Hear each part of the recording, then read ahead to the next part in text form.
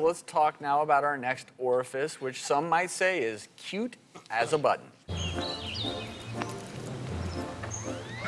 Let's go in. You don't want to go in? You want to be out?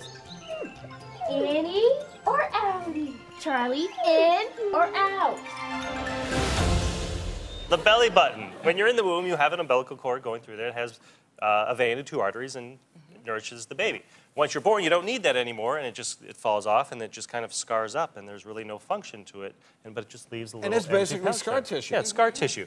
Now, a lot of people, especially kids, they see it and they kind of stick their finger in it, but they wonder, where does it end? Is that the end of it, or does it kind of keep going on the inside? And if you look at this little animation, you can see we're going to strip away the skin here and just see the abdominal wall. You see the muscles with that white connective tissue in the middle there, and that's now the navel is just connected to the white connective tissue. However, the old vein and arteries that used to go through there, they kind of shrivel up and become ligaments, and actually the vein ligament travels up all the way to the liver. To the liver, that's right. Falciform ligament, round ligament. That's why when you stick your finger in there, you get that sensation going inside your abdominal cavity. And 90% of people are innies, right? 90% are innies, and an outie usually is just a little amount of extra scar tissue that when it healed, you're just left with a nubbin. When you want to be careful is when you have that outie, that it feels like your abdominal contents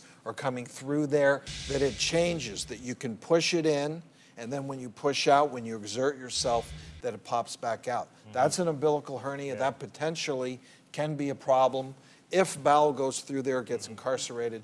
A lot of young babies will have an outie, but just a little bit of an outie, because basically their abdominal wall is so thin, there's no fat to kind of cover it up. Well, and I always tell the parents, as the baby gets older and kind of develops that little abdominal fat, it'll go in.